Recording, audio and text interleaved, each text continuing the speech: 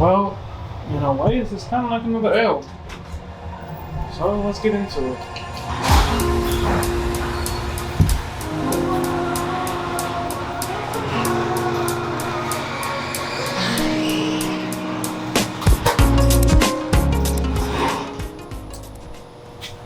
Alright, so Corvette's officially back fully driving. In last week's video, we talked about the installation of my new tires and whatnot, but it's kind of complicated. Okay, just dirt. So best way to put it is the wheels that were originally put on the car when I got the car dropped off at the shop were jumped up from a 285 to a 305. And being this is my first real performance car, and I went to this shop for pretty much the entirety of me being in the car scene, I took the word on it. And well, people make mistakes. Car was associated with being like a C8, and that's not the case. The C8s come with 19 by 11s on the rears, and these Stingrays C7s come with 19 by 10s. So that 1 inch difference is pretty much game changer when it comes to fitting tires that are too big for them, which is why the 305s are sitting over here, and why the new tires on the car are back down to a 285. But the performance gain is much more on the 285s. Now let me explain. So with the 10-inch wide wheel, jumping into the 305 made the car feel very sloppy and sloshy in corners. Now, as far as like straight line stuff, yeah, I guess that's cool, but I don't know. I feel like when you buy a car to perform, you want to perform in all aspects, and I'm not trying to build like a drag car here. So, long story short, these tires were too wide for my 10-inch wide wheels, and even though it didn't look like they were too wide, it had like a balloon effect on the corners of the tire, on the corner of the rim. And with that balloon effect, it kind of gave the wheel more of like a rolling action instead of being like a straight up sidewall. So what I'm trying to say is, as the car would corner, the sidewall would flex more than it needed to be, since the wheel was so much smaller than what it needed to be to fill the sidewall up. I hope that makes sense. So with so much extra rubber, it was pretty much just a lot more room for things to be played around with, and that left the car feeling very unstable. So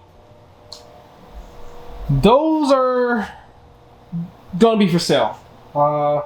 Haven't had them on the car for no more than a week. Only drove them once back from the shop, and probably another day after that to see what it felt like, and that just wasn't the move. So jumping back down to my 285s now, car feels much better. These are Pilot Sport 4S's. Dang, these things feel great. I kind of guess it kind of goes to say you don't. What the heck, man? I need to clean that off. Looks gross. That's to say is bigger isn't always better. And in the car world, that definitely, is magnified. Make sure you're running wheels that are actually specified for your size rim, because if it's too big, you're not really doing much by fitting a bigger tire on. It's actually hindering your performance instead of increasing it. So that being said, the rears are taken care of, but in the light of all that, the fronts are not what I thought they were. Now, this isn't a major deal. I know some people will probably freak out about it, but it's fine. These are supposed to be 4S's, and they are actually Super Sport ZPs. So these are run flats, and those are not. It must have been a typo along the way as far as like what was supposed to be on the car. Maybe they meant to put ZP, but these are ZPs instead of 4S's. Maybe someone else could tell me in the comments, but I don't think they can perform that much differently other than these being able, to be ran with zero pressure in them, and the rears being traditional tires. Not that much more different in price, so I just let it slide.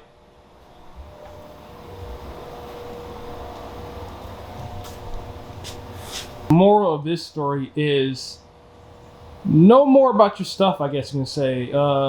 Know when someone's telling you something that isn't adding up, and know when you need to jump in and tell them otherwise to make it add up.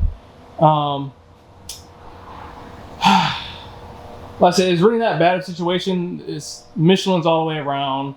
They're all super sports and they're all summer tires. So like I said, it's not a total L, but it's still a learning curve on my end on working on this platform.